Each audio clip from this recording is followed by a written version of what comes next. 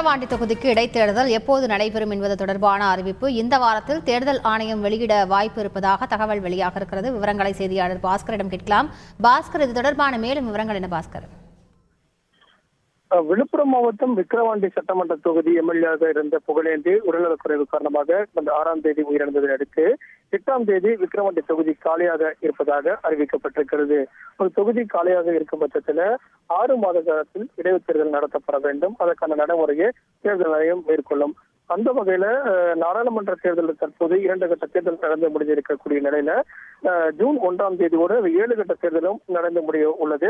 கடந்த 19ஆம் தேதி தமிழகத்தில் 39 மக்களவை தொகுதிகளுக்கான நாடாளுமன்ற தேர்தலுக்கான தேர்தலும் நடந்து முடிந்திருக்கிறது. இதை கருத்தில் கொண்டு பார்க்கும்போது விக்கிரவாண்டி தொகுதி இடைத்தேர்தல் என்பது இப்போது நடத்தப்படும் என்ற எதிர்பார்ப்பு நிலவி வந்த நிலையில தேர்தல் ஆணையம் அதற்கான நடைமுறையை தொடங்கி இருக்கிறது.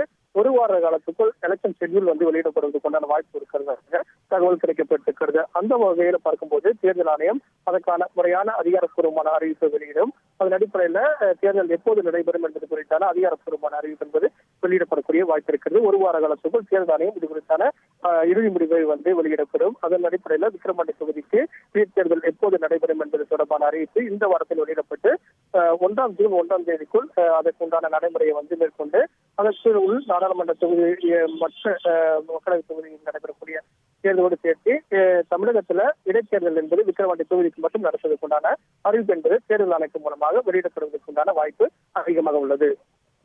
முழு விவரங்களுக்கு நன்றி பாஸ்கர். செய்திகளை உடனுக்குடன் தெரிந்து கொள்ள உடனே சப்ஸ்கிரைப் பண்ணுங்க.